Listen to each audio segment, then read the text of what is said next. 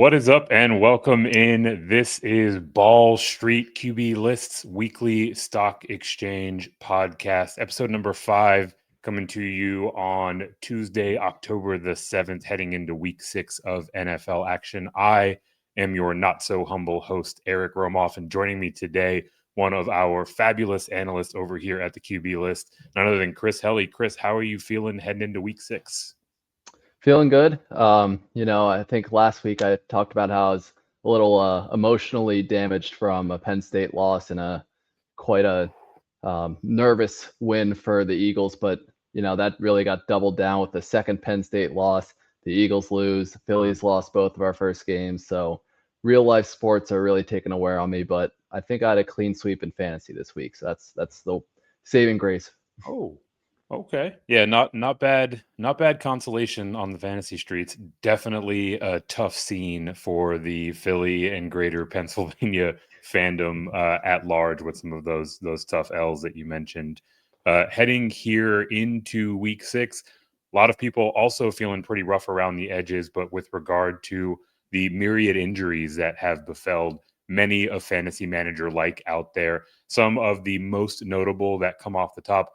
Lamar Jackson obviously missed week 5, and his status for week 6 is very much so in doubt as he deals with a hamstring injury. Bucky Irving also absent in week 5, a oddly reported shoulder/foot injury, likely to miss this week and potentially longer as well. A new name, unfortunately, added to the injury report. Omarion Hampton was placed on IR with an ankle injury.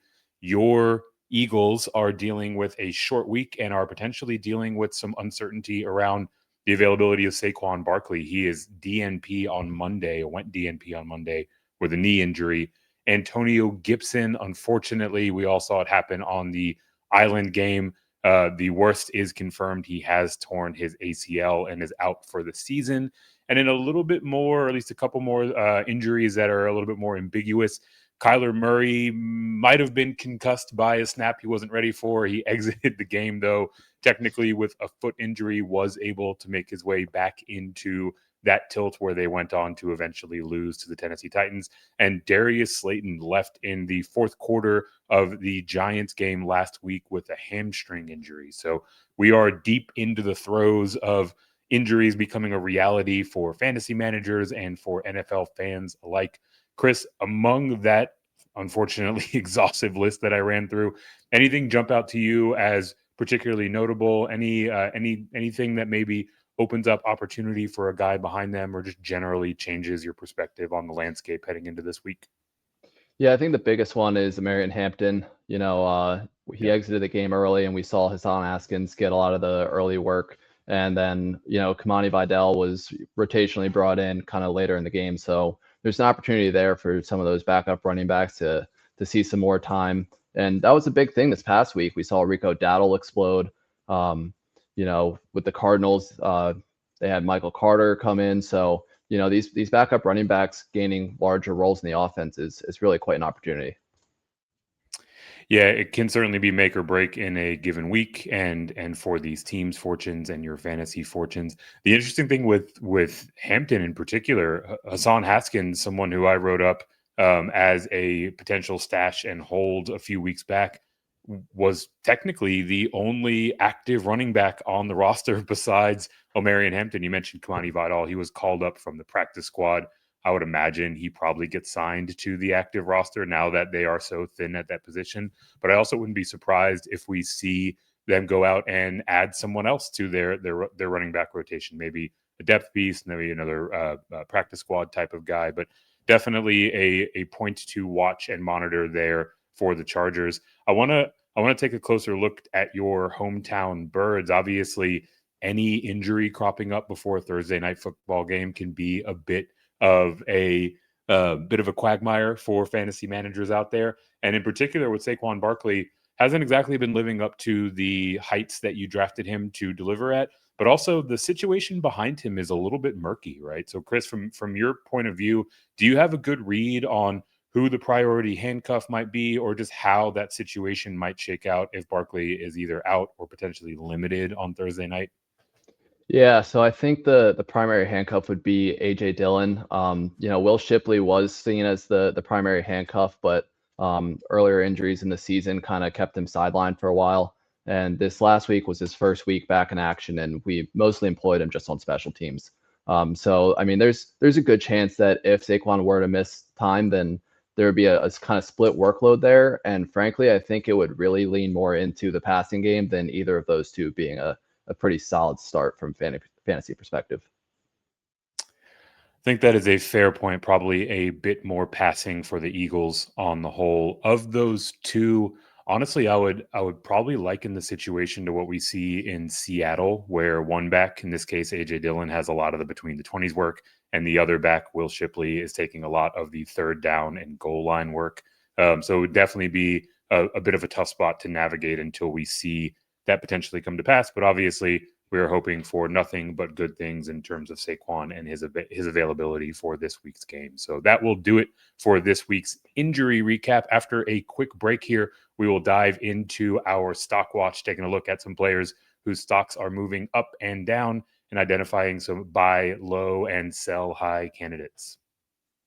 All right, and welcome back in. Again, this is Ball Street, the QB List Stock Exchange podcast. We're moving into one of my favorite segments of the show, actually taking a look at the respective stocks of various players across the NFL and fantasy football landscape, getting a gauge of which direction the arrow is pointing for each of them, and then also spending some time in identifying some candidates that we may be able to take advantage of a buy low opportunity, or some guys that want to move off while their stock is very high. So we'll go bad news first here, taking a look at some of the players whose arrow is trending down after week 5.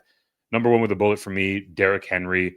Another problematic week is the way I'll put it. 15 carries for just 33 yards, saved his day with a touchdown, but ultimately about a 10-point performance is not what you're looking for out of a player you drafted as highly as Derrick Henry. Woody Marks, the sensation from a week ago, saw a bit of a murky split in terms of workload for the Houston Texans. On the other side of that game, finishes the day with 7 carries for just 24 yards. Geno Smith, the beat goes on. 2 more interceptions, now the league leader with 9. T. Higgins, he was basically out there running wind sprints while Jamar Chase was racking up all those garbage time points last week against Detroit. Hasn't had 4 receptions in a game yet this year. Much like Derrick Henry, found his way into the end zone to save his fantasy production, but his involvement seems to be near an all-time low. And lastly, Quentin Johnston managed to catch all 4 of his targets, which for me is still a bit of an upset with regard to Quentin Johnston. But those 4 receptions only went for 40 yards as he comes back down to earth. So, Chris, taking a look at some of those players, any immediate thoughts on the guys that I ran down? Or if not, who are some guys that you might be looking at as having a buy low opportunity in the trade marketplace? Yeah, so some of these are really tough. I think one of the ones that we mentioned that is a potential buy low would be Derrick Henry. I don't think when I'm watching him on the field that it's an inherent issue that, age has come around and, he's not the same player he once was.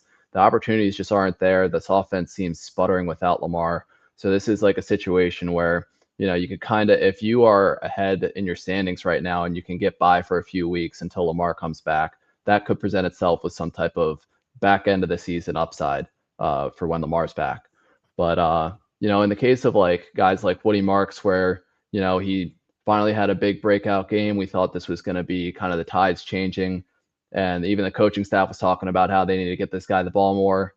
And then Nick Chubb is still performing the same that he used to, and he's getting the opportunities. So it's a really tough situation. I don't really know that he's as much of a buy low. I think that's kind of a situation where we see in receiving rooms all the time where just one player has a hot week and the other player seems to fade off. It's going to be a really hard situation to diagnose. And I don't think the Texans have too strong an offensive line that for the rest of the season, I would fully be in on buying Woody Marks. Yeah, I can see that. And the thing with the Woody Marks manager, just kind of trying to break down the psychology of someone who is rostering him, they still feel like they got the golden ticket, right? So even though he's coming off a down performance, I don't think you're realistically going to get much of a discount if you try to go out there and acquire him. Not to mention his circumstances a bit murkier than we would like for it to be following that explosion in week number 4. Derrick Henry is an interesting one, if for no other reason that obviously he's coming off of a down performance. We're not sure about Lamar Jackson's availability this week, but also the Ravens are heading into their bye week, not this week, but the following. And those are guys that I love to go out and lob some buy low offers on, either heading into their bye or as they are on bye. Managers don't like taking that 0 in their starting lineup. So you might be able to get just a little bit more value by a timely offer on Derrick Henry. So, Chris, any other names here that come to mind for you in terms of potential buy low targets that we haven't already touched on? Yeah, so I think if we go back to the Bengals, so that we just had the news actually break just very recently that the Bengals are trading for Joe Flacco. So, the offense might be have a little bit of a shift going on there. We'll see. But I think a really great buy low right now is Chase Brown. And we talk about it all the time that volume is king in fantasy football. And I think Chase Brown is like third in opportunity share across all positions with respect to the rush attempts and the targets that he gets on the team. So the vibes of the Bengals have been really poor to start the season so far, but their schedule's starting to get a little bit easier. If you're a Chase Brown owner, right now you're probably thinking it's just a bust pick, and you got Green Bay coming up this week, so that team is probably bleeding right now. But after Green Bay, they play Pittsburgh, the Jets, Chicago. There's some openings there for Chase Brown to really kind of find his stride, and maybe Flacco's able to right the ship a little bit for them. Yeah, I don't mind it at all, right? While you mentioned, third in opportunity share, that's obviously a relative metrics that you want to be towards the top of, but just quantifying that a bit further, nearly 85% opportunity share in the NFL in 2025 is an insane workload. So whether it is Jake Browning looking more like he did last week, or Joe Flacco coming in and making a late season chase for a 30-30 title a la Jameis Winston, if Chase Brown is going to be seeing 85% of the opportunities out of that backfield, and his stock is as low as it's currently sitting, he is certainly someone to prioritize. Another name that comes to mind for me, this is very much so living in the ethos of buying low, TreVeyon Henderson, right? We mentioned earlier, Antonio Gibson is out for the year, so now there is simply one less mouth to feed in that backfield. But also being on the Sunday Night Football game, being on that island game, and watching Ramondre Stevenson putting another ball on the turf, and yet TreVeyon Henderson cannot seem to break through and get his opportunity. This is a player who is insanely talented, but his opportunity has yet to come, and those that drafted him are very much so feeling like they've been sold snake oil. So you can probably go out and acquire shares of him for pennies on the dollar. And as long as you're willing to be patient and wait for that opportunity to come, I think it will pay dividends. Chris, anyone else in the buy low category that you want to double click on? Yeah, I think kind of a sneaky one is Wan'Dale Robinson. With the Darius Slayton injury, and especially with the state of the Giants right now, like their upcoming schedule is probably the hardest in the league, I believe. So they're going to have to pass the ball, and this is something that we kind of saw with Jackson Dart having his first breakout game, is that there was a little bit of thoughts that that was going to regress and he'd come back down to earth some in his second start, and that was true. But this offense is going to have to change its form without that. Malik Neighbors already went down, and Darius Slayton. So, when they start getting guys like Tyron Tracy back involved, this offense is going to have to change and morph. And I think Brian Daboll is the type of offensive minded coach that is going to be able to kind of create opportunities. And Wan'Dale is, last year he had, I think, like over 120 targets, and he's a guy that they are willing to lean the ball on. So if you're in a PPR format, that's a really cheap buy low option right now. Yeah, don't mind that at all. And we're seeing him get more and more first down reads, getting schemed into action and scheming the ball into his hands. So definitely a player that I think offers a nice PPR floor and has enough skill to potentially break out and have a spike week here or there from time to time. So that is our buy low segment. We will head into a quick break, and then we will move over to the positive side of the spectrum, look at some guys whose arrows are pointing up right after this break. I want to take a moment here to highlight one of our favorite pieces of content and articles over here at QB List, and that is what we saw. What we saw is your weekly shortcut to smarter fantasy football decisions. The entire QB List team of analysts watches every single NFL game and goes beyond the box score to deliver the most important observations, actionable, contextual insights that shape your next lineup move. Make sure to check us out on QBList.com and in the fantasy football subreddit every single Monday morning. And don't forget all of our weekly web content, including start sits, weekly rankings, everything that we've expanded in our QB List podcast network, Sunday Best, the Waiver Wire Show, the weekly forecast, and of course, your favorite here on Ball Street. All of this is available to you over on YouTube. It's the QB List where you can find that, as well as all of our podcast recordings. And you can obviously follow us for some of our short form content over on TikTok. That is at QB_list. And welcome back into Ball Street, the QB List Stock Exchange show. Gotten all of that bad news out of the way, and we are heading over to a more positive side of the week that was in the fantasy football landscape, looking at guys whose stock is on the rise and whose arrow is pointing in the right direction. Some of those stock up candidates coming off of big week 5 performances. Kyren Williams all of a sudden got busy as a pass catcher, caught 8 of his 10 targets, finished with 131 all-purpose yards, and converted himself for 2 touchdowns. Rico Dowdle, one of those backups we mentioned earlier, took his opportunity and quite literally ran with it. 206 yards on 23 carries, also found the end zone in week 5. Darren Waller, second week on the field, second trip to the end zone, found his way to a score, as well as 5 receptions for 78 yards. That put him all the way up as tight end number 5 on the week. The vaunted and much called for Bill Krosky merit breakout game finally arrived, 111 yards and 2 scores for JCM. And then lastly, Stephon Diggs continues to move in the right direction in terms of his rapport with Drake May. This week, week number 5, converting 10 of 12 targets for 146 yards. That now makes 2 straight games over 100 yards receiving. So, Chris, a lot of excitement around the players that I just ran through. Any one that you want to spotlight, or any thoughts on this group as a whole before we head into some sell high candidates?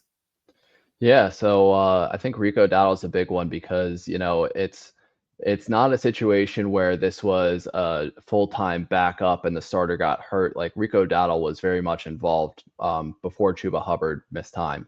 So, him taking this opportunity and doing what he did with it is really massive. And I think it also draws away from Chuba Hubbard's value when he returns. I think this kind of earned Rico's kind of time on the field, and that time split is going to be a little bit more balanced than we would have expected. And I think kind of the same goes for Kyren Williams, where, we had seen through the first few weeks of, with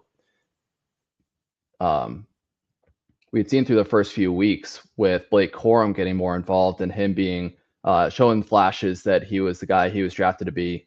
And that might take away from Kyren, but Kyren, he really cemented himself as the lead back and really put a pin in Blake Corum for the time being.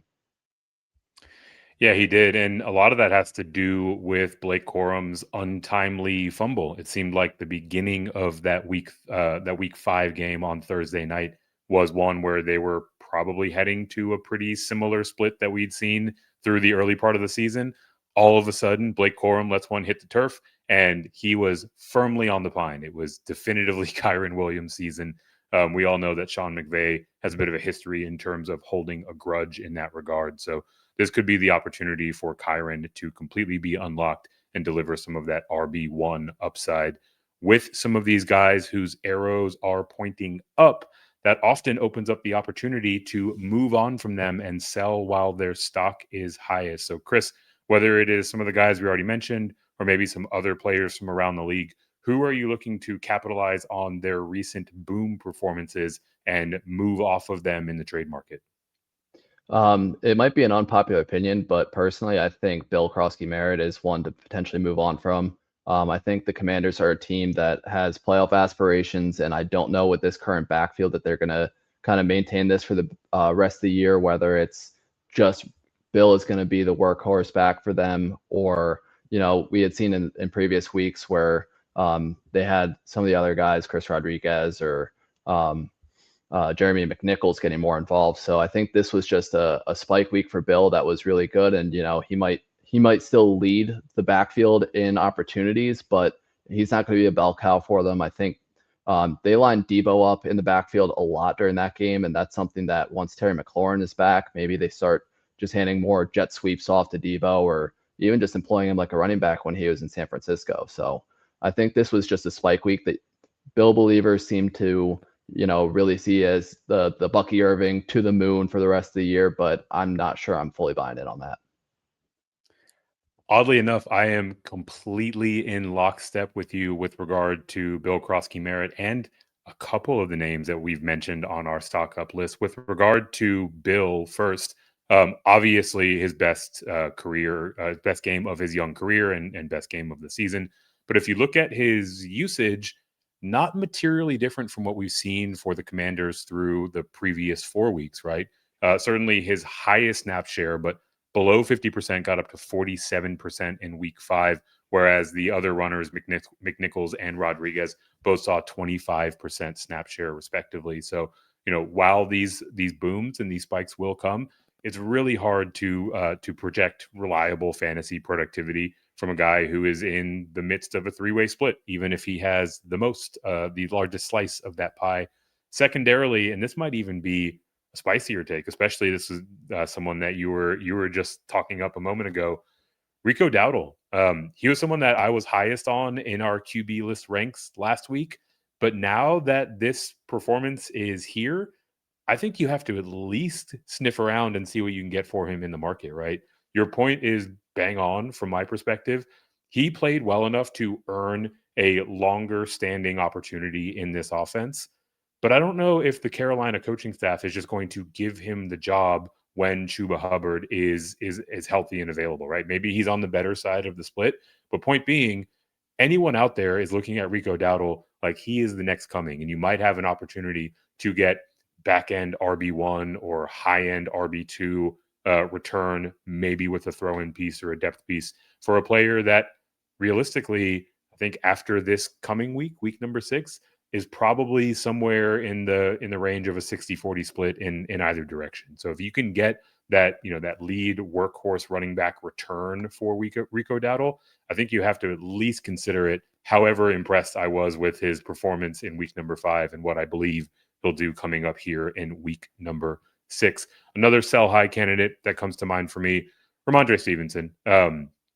I have to believe that if this player continues to put the ball on the turf, he will see some of his opportunities taken away from him. Just logically, this is a New England team that is now competitive in NFL football games week in and week out, and they simply can't have these type of turnovers.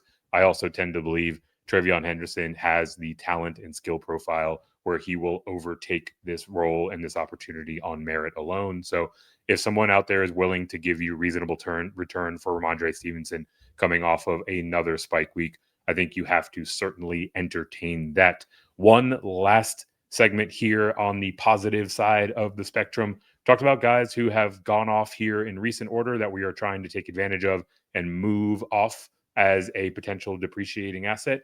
Let's go to the other side of that same coin. Guys that have been doing fairly well for themselves throughout the season and guys that are performing up to or beyond our expectation that we are still trying to go out and acquire wherever we can. Chris, do you have any names that come to mind who fit that bill? Yeah, I think Bucky Irving is one that is a must buy for me, and I'm willing to spend up to get him. Tristan Wirfs coming back this last week was massive for the Buccaneers run game. And that kind of lent its hand toward Rachaad White having a big week. And so, if you're a Bucky owner, I think for the first few weeks of the year, you saw that, he is that guy and he is an RB1, but even in a split workload, and we see that with Jahmyr Gibbs too. So Bucky Irving's a guy that, you might be able to get for a little cheaper right now while he's injured, and Rachaad White came off a big week, and lock in a potential second RB1 for your roster. Yeah, don't mind that at all. Bucky Irving is obviously one of the dynamic young runners in the NFL. coming off of an injury is usually an opportunity to go out there and get a little bit of value, get a little bit of a discount in the trade market. So don't mind targeting him whatsoever. A couple of the players that I was high on heading into the season and who have so far made me look a little bit smart. One, Devon Achane. Obviously, this is a player who is electric and can take any touch, any reception, any carry to the house or create an explosive play out of it. But what I've been really surprised by with him is just how safe his floor is, really, regardless of game script, regardless of circumstance that the Dolphins find themselves in. They're finding a way to keep Devon Achane involved, whether it is some of these crazy 7, 8, 9 target games where he is just eating you alive from a PPR standpoint, or it's games where he's breaking off runs with a 6, 7, 8 yard per carry average. And even on the floor, on the downside, as we saw this week, only 16 yards as a rusher, but was able to catch a couple passes, was able to find his way into the end zone. That type of optionality is exactly what I'm looking for in a buy target and in a long-term asset.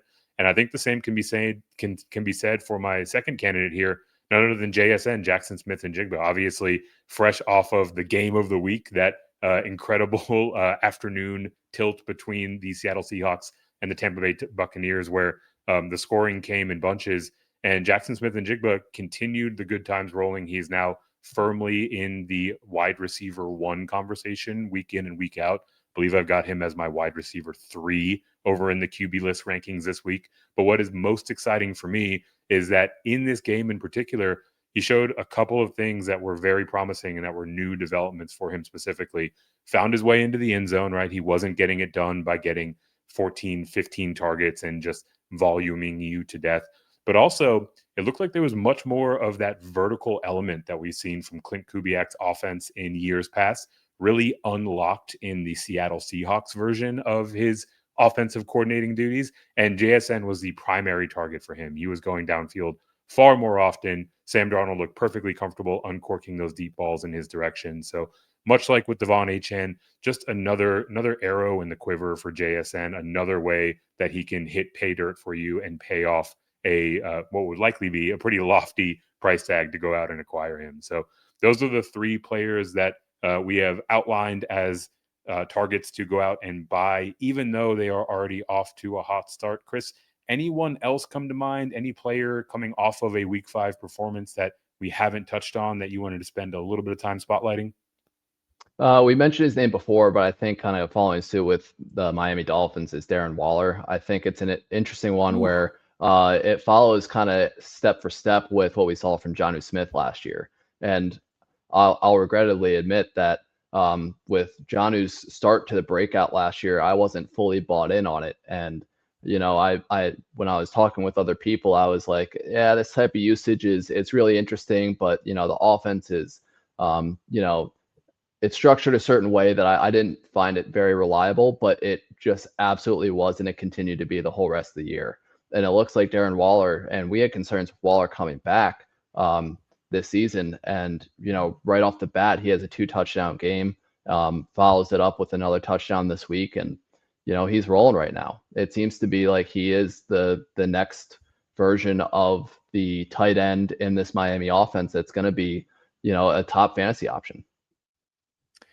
Yeah, we got a sample of that with Jonnu Smith last year. Obviously, if he steps into that role, there is a lot to be excited about. I was thinking about this earlier today. Darren Waller might be, at least if this is the version of Darren Waller that's there, this might be the best red zone threat that Tua's ever had in his NFL career, right? 6'6", can still body guys, can still get separation in those tight areas of the field. What I think is most exciting about the Darren Waller circumstance is if you watch that Miami game, he came out like a firecracker. He was immediately a focal point. He was involved at every turn. It seemed like he was the emphasis in their offense. And then all of a sudden, he just disappeared into the background. And you look at it, he played 32 snaps. And after the game, there was reporting from one of the local guys on the beat that Mike McDaniel said they wanted to get him about 30 snaps in this second game. So he hit that mark, and they essentially took their foot off the gas, which on the other side of that coin, if there are weeks ahead where they are not going to have a governor on him and he is completely unlocked in this offense, the sky is absolutely the limit. So I love that call with Darren Waller, as I love a lot of the buy high targets that we just ran through here. Chris, that will do it for the episode number 5 of Ball Street QB List Stock Exchange podcast. Before we get out of here, plug anything that you're working on. Let the people know where they can find your work. Yeah, I support all our What We Saw series. I do a game a week. That's over on QB List. You can find me on Twitter at Chris Helle QBL. I'm active on our Reddit page after we post our What We Saw series, answer any questions about the games you might have. And I'm very active in our Discord too. Definitely check it out. Yeah, Chris is all up and down those QB List streets, as am I. You can find my work over on Twitter at FantasyNav. I am part of the ranking squad at QB List so far through 4 weeks of the season. We're waiting on week 5 results. We've had two different weeks with a QB List ranker inside of Fantasy Pros top 10. So make sure you are checking out the work that the squad is doing over there. I am writing up some stash and hold defenses that you can play for weeks at a time. I'm taking a closer look at some players that might be a bit of fool's gold, not quite living up to, or at least not sustaining a role that would match their fantasy production thus far. I'm also looking at some first come, first serve, post waiver edition priority targets every single Wednesday morning. So all this is to say, whether it's mine, whether it's Chris's, there is a ton of amazing work and analysis available for you over at the QB List. Make sure that if you are following us along here on the YouTube channel, that you have hit that like and subscribe button to support our work. If you are listening in the audio format, leave us a rating, leave us a review. It's the best way to get our word out there for everything that is happening over here at the QB List. Like I mentioned right off the top, I am your host for this week, Eric Romoff, and this has been Ball Street QB List Stock Exchange podcast.